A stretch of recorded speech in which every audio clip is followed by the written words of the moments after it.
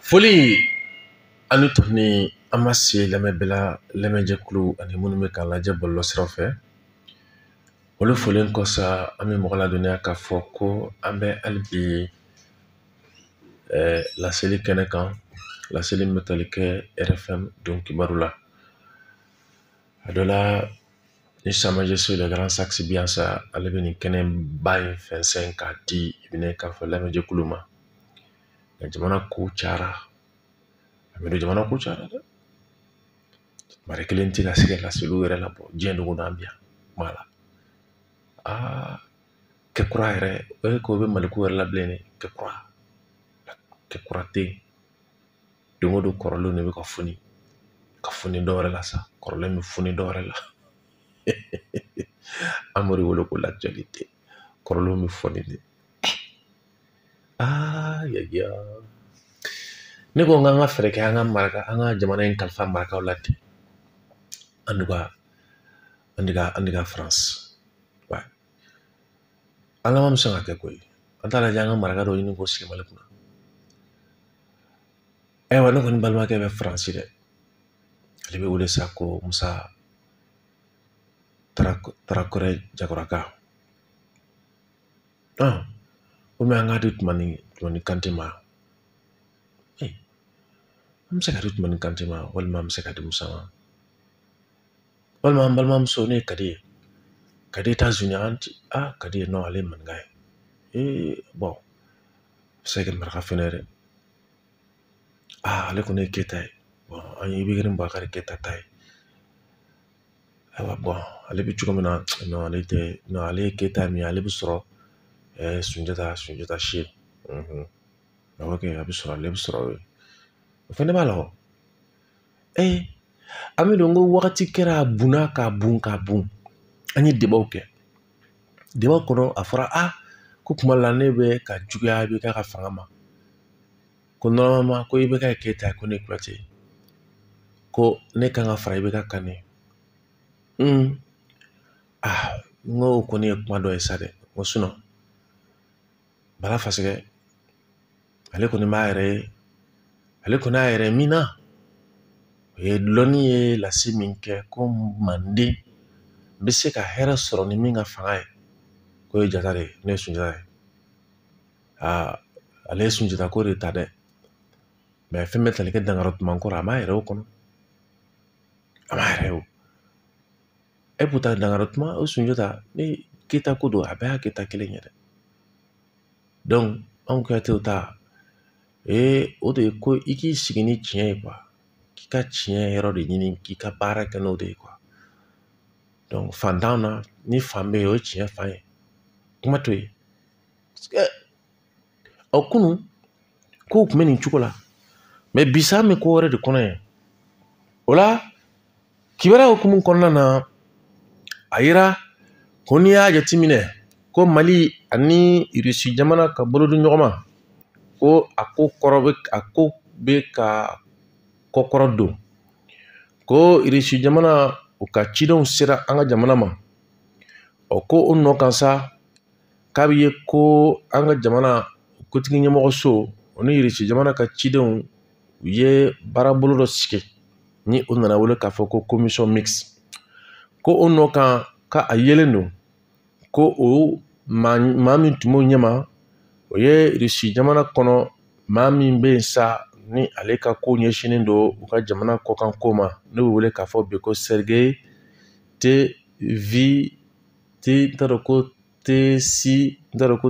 Vilevlam.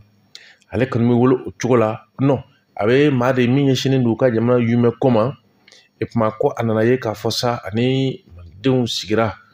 jamana kotigi ɲɛmɔgɔ u ka hukumu kɔnɔna na. Ko baara ɲɔgɔnya in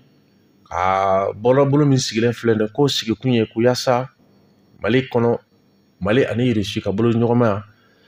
ko minnu ni a yira ko olu hakililaw taara walima n'an y'an kun don o kɔrɔ n'a fɔ o ma ko les engagements ko yaasa k'olu ko sigi sen kan. K'a bɛ ye ko nin baarabolo in k'o sigira sen kan kalo kelen bɔɲɔgɔn kɔ jamana kantigi ale bɔlen kɔ Irisi jamana kɔnɔ tagali min n'o kɛra kɔsani na n'a yira o tagali senfɛ Hamidu ko kuma caman ani ko caman ani hakilina camanw taara e kuma na sa ko o ko minnu bɛ sen na ko hali bi ko sinsin de bɛ ka kɛ yaasa olu baaraw u bɛ se ka ta cogo min na ka u don ba la. O la an bɛ taa i bɛna ye k'a fɔ Côte d'Ivoire jamana kan. Côte d'Ivoire jamana kan an ka maa bɛ yen dɛ ni ale nana wele k'a fɔ ko Mohamed Awa Gassama don tɛ wele donna ni nin ye mɔnɛ ye awɔ kɛ ka sababu kɛ i bɛna ye k'a fɔ ko maa bɛ yen ni an ka jamana kɔnɔ yan ni bolo nana da u kan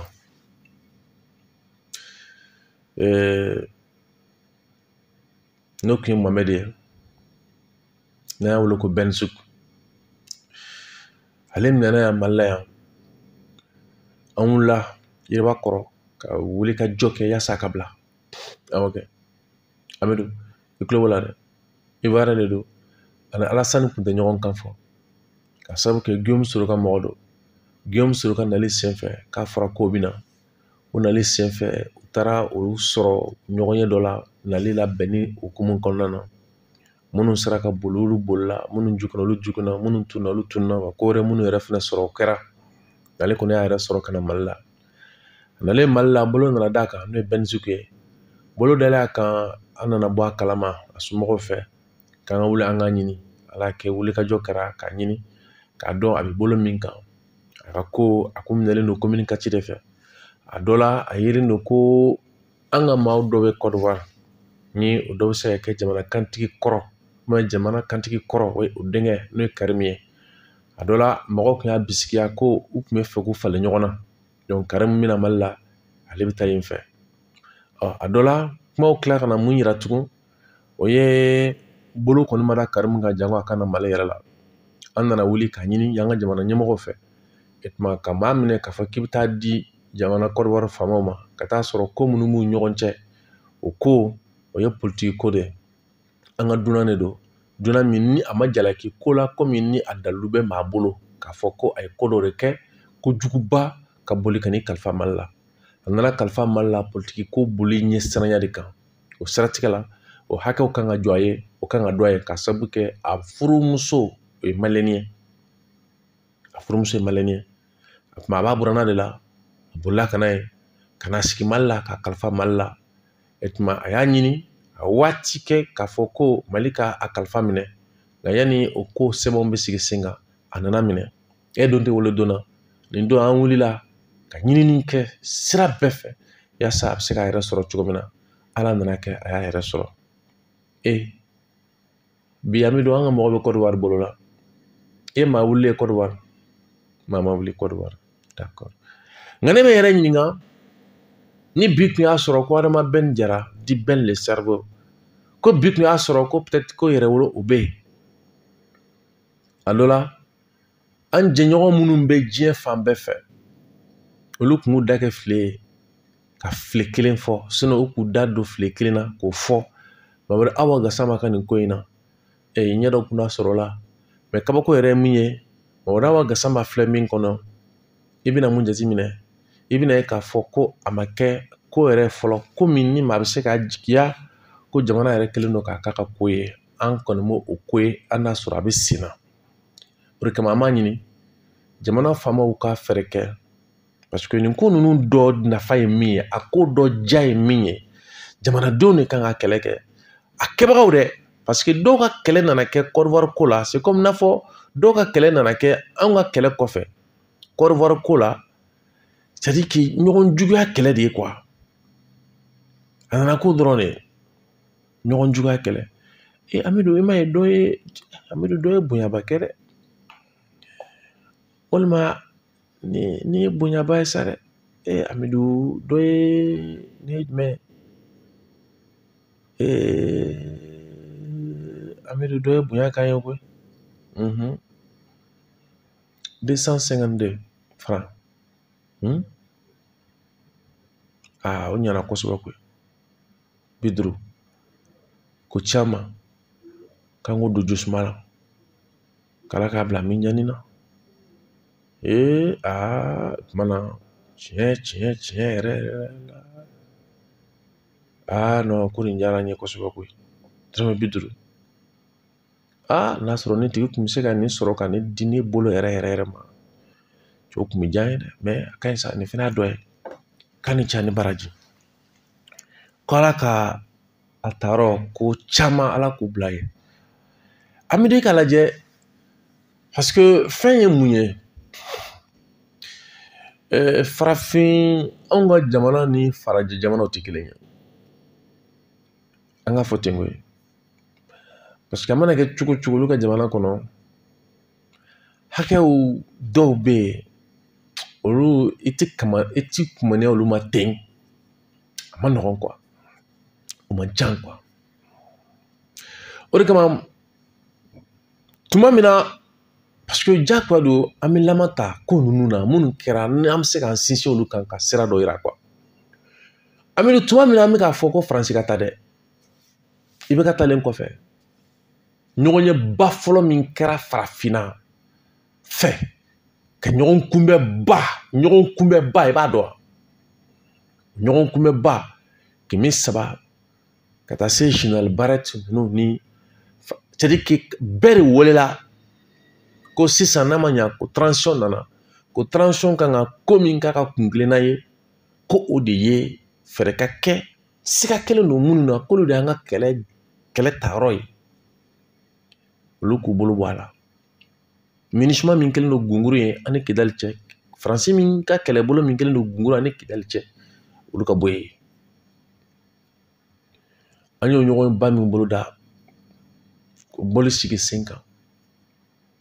faransi ka denw dɔw gilet jaune o mɔgɔw ni tisheri u bɔra faransiw nana yan gazi kɛr'u kan ni kɛmɛ 3 u seginna ka t'u ka jamana na foyi ma bɔ a la a y'o de ye i y'a faamuya k'a fɔ ko Mali walima ko Côte d'Ivoire ou bien ko an ka farafinna jamana dɔ bɛ ko jugu dɔ la jamana dɔ la k'e ka taa marché o jamana kɔnɔ ka n'anw fɛ yan farafinna e tɔgɔ ye min ye o bɛ dɔn o ma danfaraw ye n'an y'o kɛ diɲɛ fɛn fɛn o nɛma sɔrɔ quoi saraka t'a la an man'o kɛ diɲɛ fɛn fɛn an y'o kɛ kafiri o an y'o kɛ danbɛntan ye an man'o kɛ diɲɛ fɛn o fɛn ye o kɔni min b'u fɛ yen u b'o hɛrɛ kɔni sɔrɔ i bɛ se k'i ta fɔ quoi danfara lajɛ dɛ gilet jaune nana marché anw nɔfɛ gaze kɛr'u kan yan ka bandaw to fanga la marché min n'i yɛrɛ wolo ka marché balila a y'a sɔrɔ gilet jaune bɛ yan des français purs mais a y'a sɔrɔ denw bɛ dɔw bɛ sunɔgɔ la u tɛ se ka lakale o donni ma an bɛ yan Mali la min y'i diya i b'o fɔ Algérie masakɛ ma ka kɛɲɛ n'a ka waleyajugu ye ka ɲɛsin an ma i b'o fɔ Mauritanie masakɛ ma ka ɲɛsin a ka waleyajugu ma an ma don min diya i b'a fɔ o don y'a sɔrɔ Damiba bɛ Burukina an ni Burukina ma don ɲɔgɔn na nin don y'a sɔrɔ fɛn bɛ tali kɛ Bazoum na o bɛ Niger o y'a sɔrɔ ani Niger ma don ɲɔgɔn na Damiba yan'o kan na o y'a sɔrɔ Roch Marc Christian Kabouré bɛ yen a fɔra Roch Marc Christian Kabouré n'a ma sira ta a maɲi dɛ Damiba nana a fɔra Damiba ye n'a ma sira ta a maɲi komi i n'a fɔ bandaw nana cogo min na Mali la ko n'a ma sira ta k'a maɲi a maɲi ka tila k'a fɔ an filɛ min kɔnɔ bi ko ni sira bilala a bɛ gɛlɛya dɛ ni sira bilala a bɛ gɛlɛya dɛ cami don a ye ko kɛ jamana in kɔnɔ koyi o don i tun bɛ kuma farafinna parce que a yelen don ko an bɛ farafinna jɛkulu kɔnɔ n'o ye ka daminɛ UEMOA la an bɛ farafinna jɛkulu kɔnɔ ka taa CEDEAO la an bɛ farafinna jɛkulu kɔnɔ ka taa Union africaine kɔnɔ donc an tun bɛ kuma n'an bɛ kuma an b'a jigiya ko Côte d'Ivoire ye Mali dɔ de ye ko Burkina ye Mali dɔ de ye ko Sénégal ye Mali dɔ de ye ko Cameroun ye Mali dɔ de ye ko Niger ye Mali dɔ de ye ko Niger ye Mali dɔ de ye an b'a miiri ten de ka sababu kɛ a bɛɛ ye farafinna jamana kelen de ye ka na panafricanisme kuma wuli ko yanga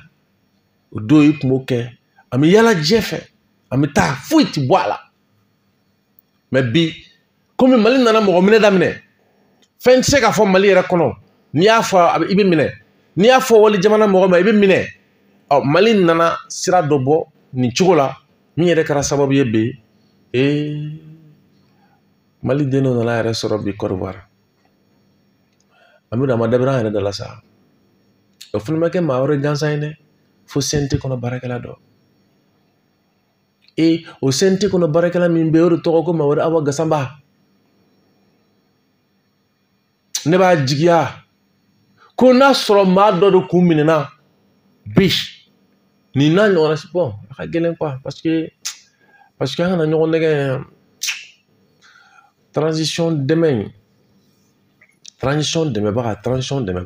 cɛ mais min f'i ɲɛna Amidu n'a étiquette nɔrɔli la kojuguba don c'est à dire sɛgɛn dan don sɛgɛn dan n b'a f'i ɲɛna dɛ sɛgɛnba de b'a la o de kama ne ko mais ka transition dɛmɛbagaw kɛ ko de bɛ e kɔ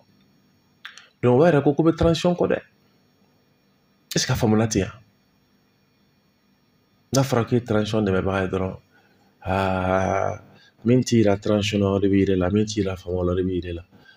ok d'accord maa min bɛ k'i dɛmɛbagaw kɛlɛ o ne ka di maa min bɛ k'i dɛmɛbagaw kɛlɛ a dɔ la dɛmɛbaga de bɛ tɔɔrɔ sɔrɔ dɛmɛbaga bɛ ka min ɲini o tɛ ka dɛmɛbaga kɛlɛ o a bɛ min nɔfɛ a bɛ na a bɛ min nɔfɛ a b'a ye o a bɛ min nɔfɛ dɛ dɛmɛbagaw tɛ a bɛ fɛn wɛrɛ nɔfɛ transition dɛmɛbaga caman i bɛ mun ye i b'a ye k'a fɔ cɛ i menacelen don quoi ko b'i kɔ quoi e bɛ ka fanga dɛmɛ mais ko b'i kɔ o ye ko ye dɛ o ko in o ye jumɛn ye jateminɛ kɛra o la jateminɛ ma k'o la ni jateminɛ ma k'o la o man ɲi dɛ an ɲɛ b'a la k'a fɔ Alimo Faso plutôt kɛto ala ka dayɔrɔ ne ma ale tun bɛ bolo la maa si tɛ k'a ka kuma fɔ jɛkulu tɛ ka wuli ka ɲini fo a nana taa an ye wagati min na a kɛra le médecin après la mort sisan wulikajɔ bɛ ka kɛ k'a ka hakɛ k'a sara cogo jumɛn na mais mun na wulikajɔ ma kɛ pour que a bɛ se ka bɔ ne ɲɛ b'a mun na tugun Alassane filɛ c'est à dire que Côte d'Ivoire filɛ cogo min na an ka jamana kɔnɔ maa dɔ fana bɛ kaso la yen o kuma o girinna ka girin ka wuli ka tila ka girin ka jɔ tiɲɛ don parce que maaw hakilina kɛra fila ye dɔ ko a ɲɛna dɔ ko a ma ɲɛ minnu ko a ɲɛna olu bɛ ka Mamadu Awa Gasama kɛlɛ ko parce que ko transition dɛmɛbaga don transition kɔnɔ mɔgɔ don Alahu akibaru ni ye tɔgɔmasere dɔ ye sa dɛ n'i kɛra transition kɔnɔ mɔgɔ mais n'i kɛra transition dɛmɛbaga dɛmɛ tɛ e ye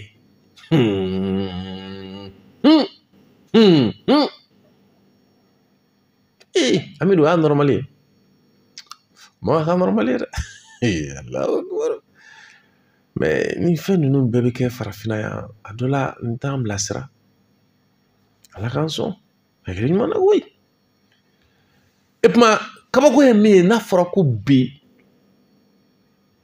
maa si jɛkulu si ni kumakan bɛ se ka ko dɔ ɲa Mamadu Awa Gasama ye o si ko tɛ sen yan parce que an yɛrɛ ma ɲala Mali la fɔlɔ ka taa sɔrɔ Alassane bɛ sigi san min na Côte d'Ivoire kunna a bɛ sigi san min na a ka manda fɔlɔ la Alassane b'a dɔn maa mun y'a sigi mais bi n'a fɔra ko fɛn yɛrɛ tɛ se ka fɔ Alassane yɛrɛ ma an yɛrɛ fɛ hali an ka jamana kɔnɔ oui e ka lajɛ parce que a bɛ mɔgɔ dɔw ɲɛna ko nin kɛlɛ ninnu maaw t'a fɛɛrɛ dɔn o de kama maaw bolo k'a tɛ se ka kɛ quoi e ka lajɛ nin ko in kɛra ka bɛn kalata de ma kalata bolo dalen don Côte d'Ivoire kɔnɔ maa mun ni Alassane sigi jɔn don Nigériens jɔn don Maliens jɔn don Burkinabéw bila sigi n'olu jamana bilama ko u bɛ se ka fɛɛrɛ kɛ pour que Alassane ka sigili ka bon ala C'est pas possible quoi. Gassama ko yɛrɛ dɔrɔn tɛ a bɛ se ka ko caman yɛlɛma mais an ka taa mɔgɔ la donc mɔgɔ ma Gassama fɛnɛ b'o kɔnɔ an bɛɛ la k'a ye k'a fɔ ko nin fɛnɛ kɛra dɔ la Burukina an ti dɔw kɛ sa Ala ka jisuma k'a ko fura ye Amidou ayiwa ko Alassane Dramane Ouattara a y'a kunkan bɔ k'a fɔ k'a bɛna kɛ cɛbɔ ye o siratigɛ la a ye min fɔ an ti jɛ ɲɔgɔn fɛ Amidou o b'i bolo an ka jɛ ɲɔgɔn fɛ kɔnɔ. Mes chers compatriotes, conformément à la constitution de la Troisième République, l'élection présidentielle se tiendra le samedi 25 octobre 2025. Ce scrutin sera l'occasion de confirmer une fois de plus la force de nos institutions et l'enracinement de notre démocratie. Comme je l'ai indiqué à plusieurs reprises, toutes les dispositions ont été prises pour que les élections soient apaisées, démocratiques et transparentes. Je voudrais à nouveau vous rassurer que nous mettons tout en œuvre pour maintenir le climat de paix, de stabilité et de sécurité que connaît notre pays depuis plusieurs années. Mes chers compatriotes, depuis plusieurs mois, je reçois de nombreux appels de nos compatriotes concernant ma candidature à l'élection présidentielle. Des femmes et des jeunes de toutes les régions de Côte d'Ivoire, des anonymes dans nos quartiers, dans nos villes et nos villages. En réponse à tous ces appels, j'avais annoncé le 22 juin dernier qu'en tant que président de tous les Ivoiriens, je prendrai après mûre réflexion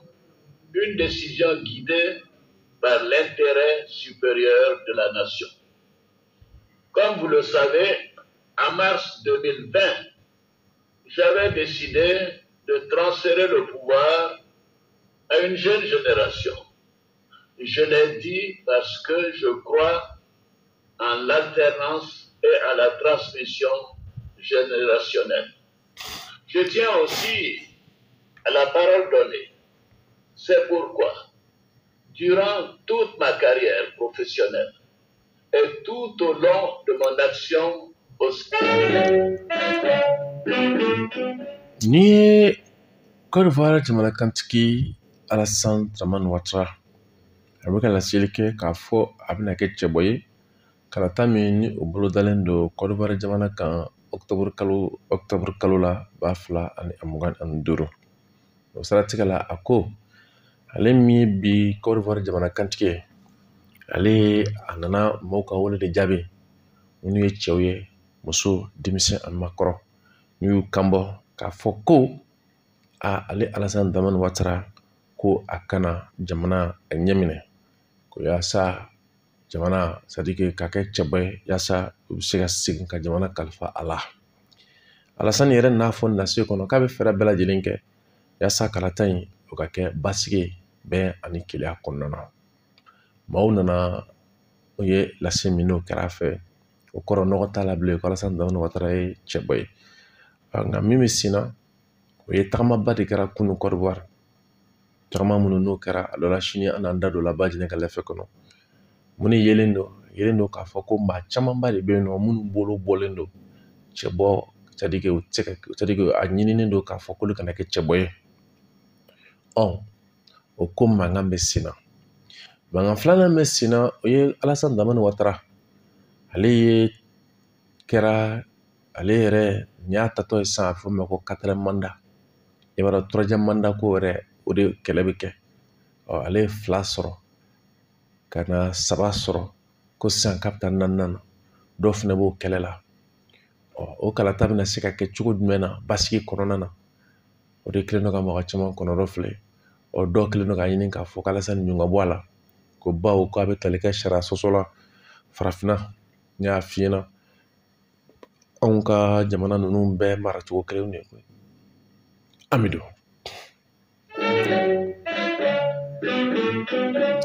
An bɛ taa Benin, n'an taara Benin,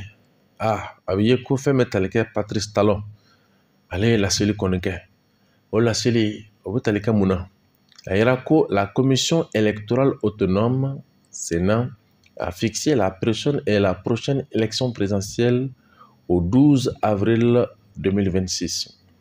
Les candidats devront déposer leur dossier au plus tard le 11 octobre 2025, accompagné notamment d'une quittance de cautionnement de 25 millions de francs CFA à verser à la Caisse des dépôts et consignations du Bénin. Le président Patrice Talon a déjà annoncé qu'il ne sera pas candidat à un troisième mandat. Amidou, tu dois ko u ka baara kulu min sigilen don fɛn bɛ tali kɛ u ka kalataw ko ɲɛbɔli la, ko nana fɔ ko jamanakantigi kalata o kɔni o na kɛ sa avril kalo tile 12 2026 san, ko cɛbaw fɛnɛ kan ka fɛɛrɛ bɛɛ kɛ u ka se yanni octobre kalo sani ka taa se fo octobre kalo tile 11 2025 ko u kan ka se ka ka sɛbɛnw ladon.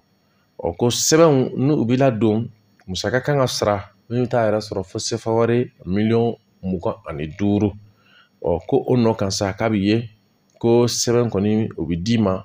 fɛn bɛ tali kɛ walima u ka jamana kɔnɔ u ka nafolo ninnu bɛ sara u ka cakɛda minnu na. Ko jamanakantigi bi n'o ye Patrice Talon ye, ko o nana a ye laseli kɛ k'a fɔ ale kɔni tɛna kɛ cɛbɔ ye, ko fɛn bɛ tali kɛ manda sabanan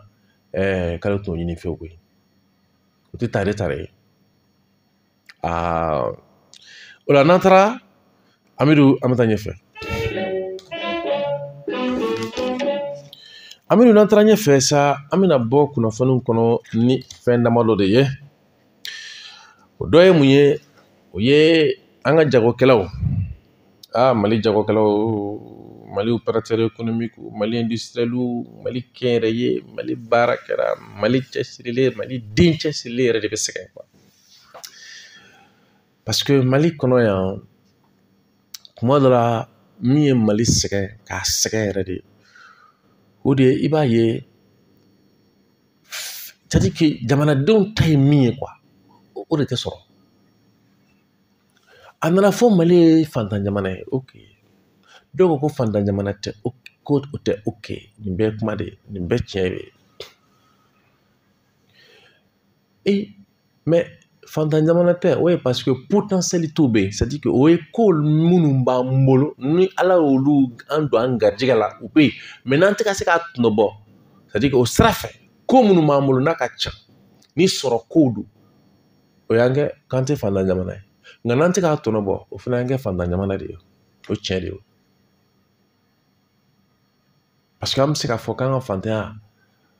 o ka jugu diɲɛ fantanya bɛɛ dugukolo kɔ kan. Fantanya min b'an na dɛ, a ka jugu diɲɛ fantanya bɛɛ. Bawo fantanya min b'an na o ye mɔgɔ ko fantanya de koyi. Ressources humaines, mɔgɔ. Mais i bɛ y'a ye o n'a taw ta jamana den bɛrɛw dɔw sɔnna k'u jɔ.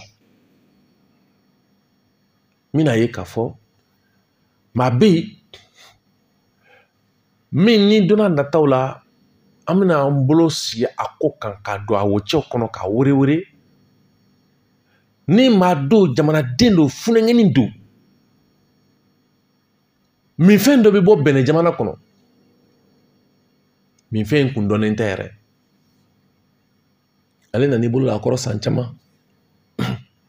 k'a lakodɔn k'a jɛnsɛn f'a ye Mali bɛɛ minɛ. Nin fɛn ye ananaji de ye.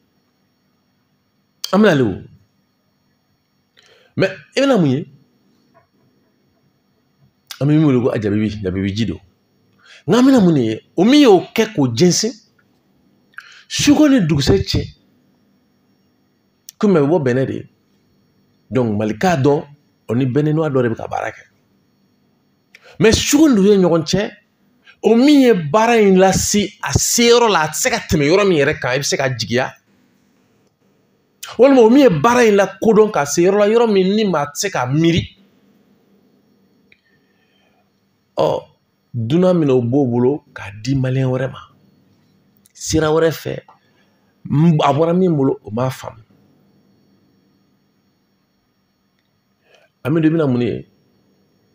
o ko bɛ taa kiri la o ko bɛ taa kiri la a ka k'i b'i bolo mais a ka bɔ i bolo ten hakɛ foyi tɛ sara i ye juge dɔ ye baara kɛ ko hakɛ ka sara ok dunan ni maliyɛn de bɛ ɲɔgɔn na tan koyi juge dɔ ye baara kɛ duguma kiri la ko hakɛ dɔ ka sara o nana ɲini ko hakɛ in dɔ ka d'u ma e ni kiri ka fori kiri la dɔ fana ban'u ma an bɛ mun ye o ye a dɔ la an ka jamana kɔnɔ yan quoi maa minnu cɛsirilen don k'u bɛ se ka fɛn kɛ jamana ye k'u bɛ se ka maa wɛrɛ nafa ka jamana nafa ka jamana kɔnɔdenw nafa n'a fɔra ko nin n'a ɲɔgɔnna si kɛwale b'olu sɔrɔ tile dere fɛ baara min n'a kun lakodɔnnen tɛ ko min n'a kun lakodɔnnen tɛ produit min n'a kun lakodɔnnen tɛ e kana baara k'o kɔnɔ k'o lakodɔn i ni dunan fo sisan u bɛ sɔn k'a fɔ tilekan dere fɛ o b'o bɛ e bolo ka taa sɔrɔ hakɛ foyi ma sara e ye jago sira fɛ baara ɲɔgɔnya sira fɛ nafolo ɲini sira fɛ il faut être en Afrique pour k'i ka nin m'i kulo la quoi il faut k'i ka kɛ farafinna yasa i ka nin m'i kulo la quoi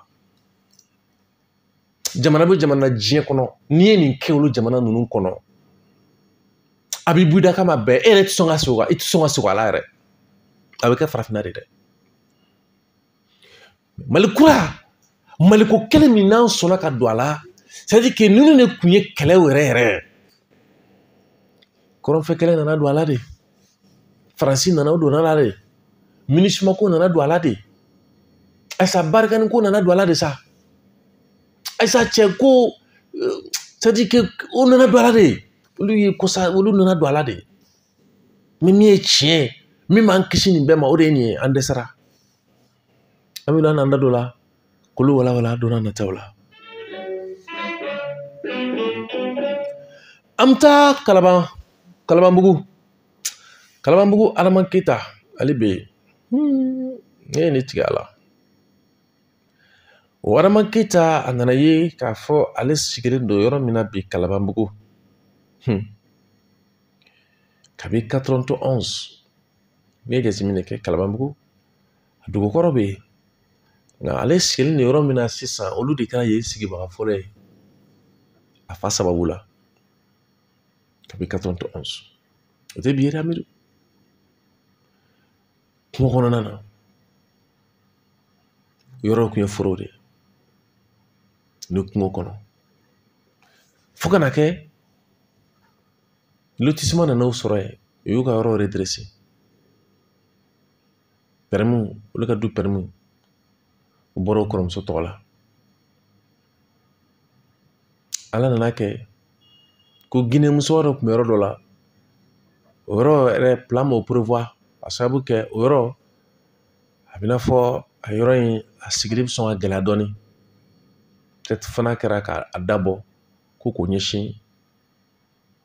kɔrɔnfɛla ma tilebinfɛla ma sa Guinée muso yɛrɛ yɔrɔ la tɛmɛ dɔ ma o nana kɛ arama sigi ɲɔgɔn ye o kɛla arama sigi ɲɔgɔn ye miiri mɔgɔw komi a bɛ sugoro ɲɔgɔn kan cogo min na u nana sugoro ɲɔgɔn kan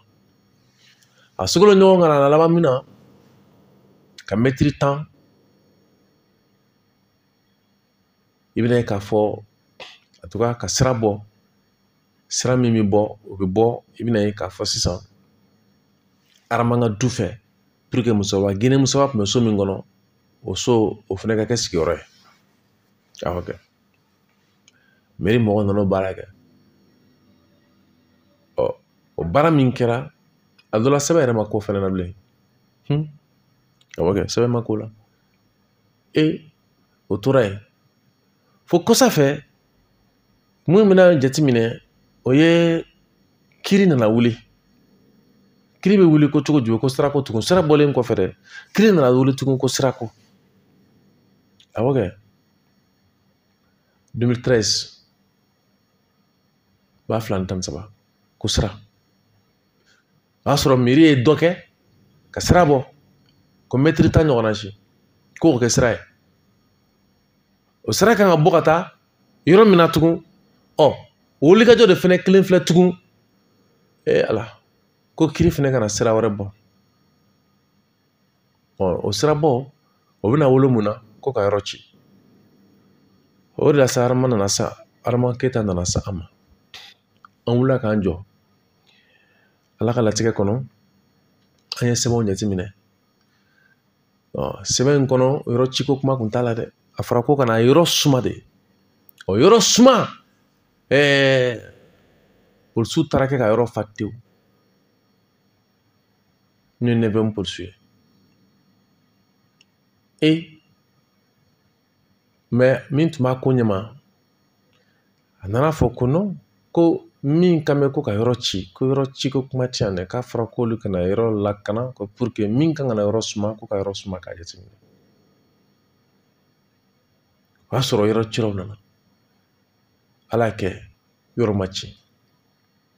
o kɔfɛ kiri 3 nana kɛ o kiri 3 bɛɛ dajara Adama Keyita la communicateur kɔnɔ nka ni min ɲɔgɔn na o nana kiri 4 wuli o kiri 4 wulili a bɔra yɔrɔ sirako yɛrɛ la sa koyi ko Adama Keyita yɛrɛ sigilen don yɔrɔ min na dɛ olu min y'u tori k'a to ni maa minnu bɛ sigi a ye ko sisan ko u ka wuli ka bɔ yen Mali kiri de ti ban ala Mali kiri ti ban mais kabako ye min ye kiri nana kɛ communicateur la o kiri min nana kɛ communicateur la k'a fɔra ko kiri ko o nɔ kan k'a ka ɲini ko Adama ka yɔrɔ ka ti ko ka wuli ka bɔ yen Adama ka permis b'a bolo a bɛ yɔrɔ min na o permis de b'a bolo permis ma wuli ko Adama ka wuli cogo di permis bɛ Adama bolo et puis kabako ye min ye ani maa min bɛ ɲɔgɔn na c'est à dire que Mali ko an kana ɲɔgɔn nɛgɛ Mali ko quoi n'a sɔrɔ k'a bɛ ɲɔgɔn na ko yɔrɔ kelen a bɛ ka kɛlɛ ko de nɔfɛ e ka permis min bolo ni ka permis b'a bolo o yɛrɛ kiri bɛ se ka fɔ kɛ nka e ni min ɲɔgɔn na e ka yɔrɔ permis min b'i bolo ka yɔrɔ permis b'a bolo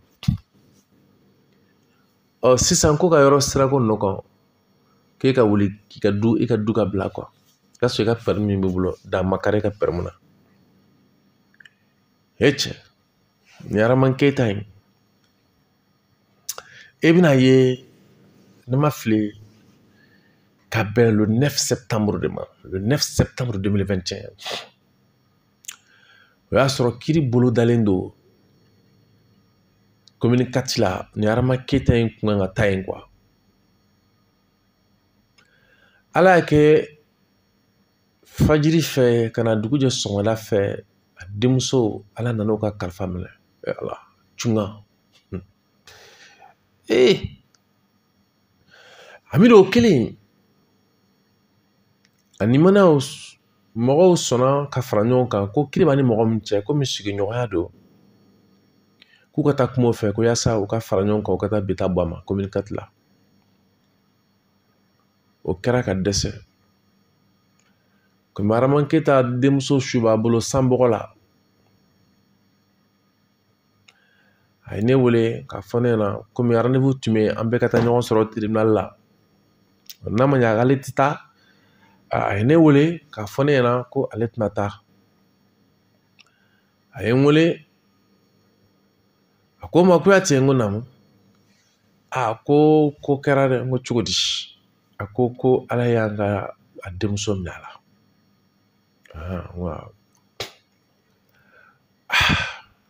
la n ko bi ye n ka kɛra bi de ko sisan yɛrɛ sa kɛ n ko Adama ye denmuso Ala k'a dayɔrɔ ne ma a y'an kɔ kiti min Ala k'a nɔgɔya Ngo san ngo ayiwa ngo i labɛn a ye k'a ye n wele ko yaasa k'a fɔ n ɲɛna ko ale bɛna bi tagali bɔ a ma ko ka sababu kɛ nin bɛ yen. Ngo Adama an ye ɲɔgɔn sɔrɔ k'a fɔ ko du bɛna ci dɛ. I denmuso ji bɛna ci don min na a jɔrɔla a siranna a kanɔrɔ filila san joli olu bangera nin du in kɔnɔ yan. E yɛrɛ y'i ka denmisɛnniya bɛɛ kɛ nin du in kɔnɔ yan. Kana don furu la ka nin denw bange tɛ foyi dɔn ni nin du in tɛ. O ci don a miirila a jɔrɔla a siranna dɛ Adama. Bi a tanna seeresu de don. A tanna ka bamuru to a bolo o bɛ kɛlɛ de kɔnɔ a bilennen. Ngo i tɛ nin to sanbɔgɔ la. Bawo seeresu ninnu ka saya bɛ kɛ nin cogo de la koyi. An ka taa nin kiri kɛ. N'an ma taa nin kiri kɛ a dɔ la ni kow nana ɲagami su bɛ caya dɛ. Wa denmuso sɔn ka jigin an na ka sababu kɛ ale b'a dayɔrɔ laban de la. Aw dun bɛ min kɔnɔ taga ni ka segin min ale bɛ yɔrɔ min na taa ni ka segin tɛ yen fɔlɔ dɛ. Ngo fɛrɛ kɛ an ka taa. N'an ma taa i denmuso ka dusukasi bɛna fara dusukasi wɛrɛ kan ni kow ɲagamina dɛ i kɔ. Hamidu a ko k'a bɛ taa. Ne y'a bila ka n ka kɔnso ta. Ne ye kɔnso ta dɔrɔn san sina k'i bɔ a bara kɔnɔ ten ka yɔrɔ fin k'a fin ka se ka ji suru. Kibaruya min sɔrɔla ne fɛ o ni san bɛ ka na cogo min na ne nin bɛ ka na Kalabanbugu Adama bɛna le moto de la a bɛna cogo di. Ne kɔni bɛ se ka n sɛnsɛn bawo ne ye mobili la. N b'o kamana gan na fatuli kuma fɔlen ye ka na se nin kiri bɛ cogo min na o ni maaw ni fɛnw kɛlen don k'u jigi da ko dɔ kan cogo dɔ la. Dibi dɔ ne yɛrɛ ɲɛkɔrɔ n bɛ se tribunal la cogo min na n yɛrɛ sera tribunal la cogo min na n ma foyi faamu a la. Parce que a nana n kunna k'a fɔ Adama tɛna se ka tribunal sɔrɔ quoi. Ne ye mobili jɔ ka na don kuru kɔnɔ sɔnni sera Adama ɲɛgɛnnen donna. N nisɔndiyara an taara o kiri kɛ o kiri diyara an na. Kiri jara ka tila ka kiri wɛrɛ kɛ o jara ka tila ka dɔ wɛrɛ kɛ o jara. Tribunal kelen kɔnɔ koyi o tribunal kelen de kɔnɔ tugun.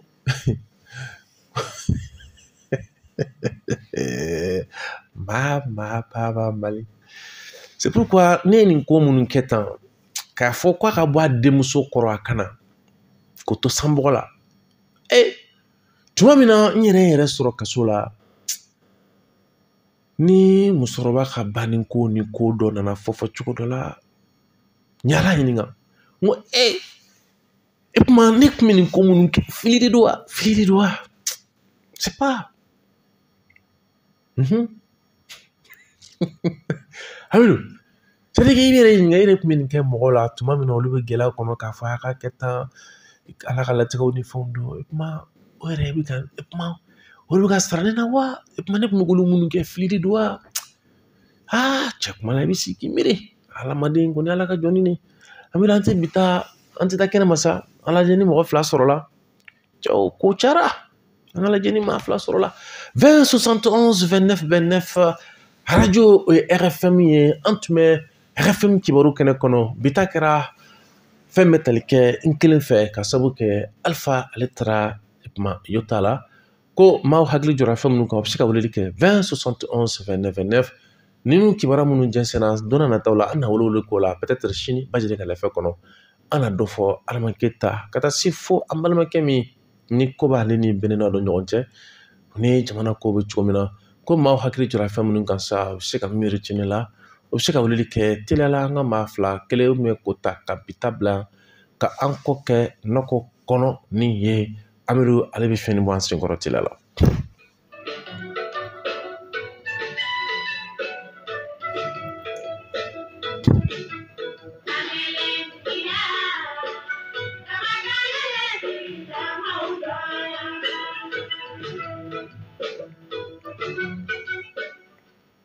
Oui, allô?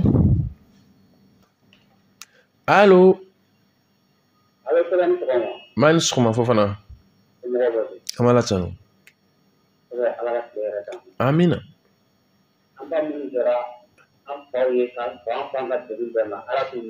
Amina.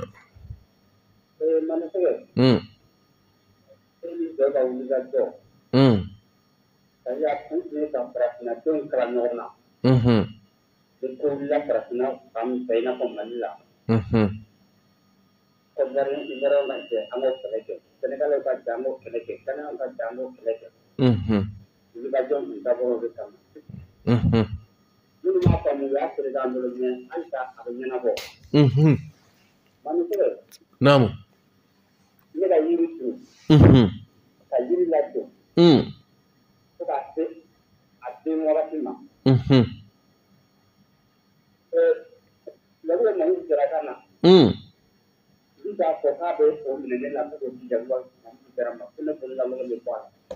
Makajang.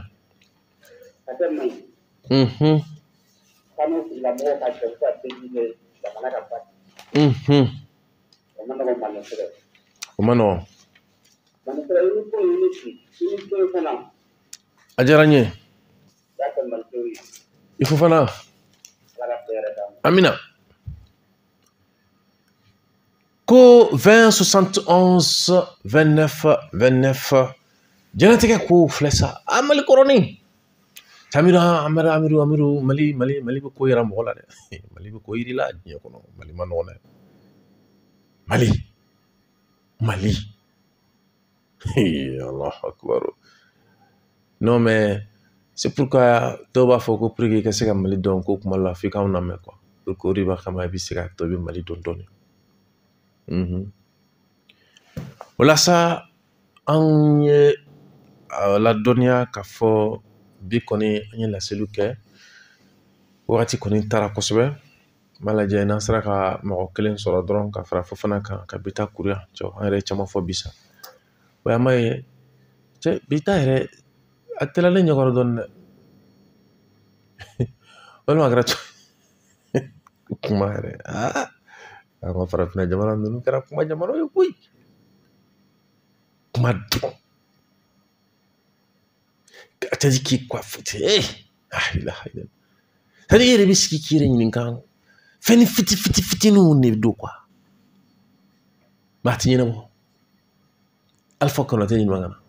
ma fila la dɛ Alpha Kulubali bɛ yen mais Alpha Konate fɛnɛ bɛ yen ko ne b'a fɔ quoi ko foyi ma na Mali kɔnɔ yan c'est à dire que fɛn ma tiɲɛ an bolo yan quoi k'an sera k'a dilan ko foyi tɛ yen k'a fɔ ko nin fɛn dɔ de tiɲɛni k'a tiɲɛna ko malidenw sera ka fara ɲɔgɔn kan k'a dilan o tɛ yen o la an bɛ bi ta bila yan ka kɛ to ɲini lamɛnjɛkulu fɛ parce que waati koronna kosɛbɛ ko nana ka jɛ sini o dɔwɛrɛ o kɔni ye kɛnɛ de sa kɛnɛ min n'an y'o wele ko Bajɛnɛ ka lɛfɛ o la an b'a tɛntɛn de k'a sɛnsɛn k'a bila ka jigin quoi tulo kunnandiw b'u ta mais ni jamana in a ma nɔgɔn an kana ɲɔgɔn nɛgɛ a ma nɔgɔn dɛ ka foli se bɛɛ lajɛlen ma et puis ko wassalam. Allô? Oui, bonjour madame. Allô, bonjour. Ça va, on vous entend très bien, oui. En fait, je voudrais participer à votre émission. Avec plaisir, allez-y madame.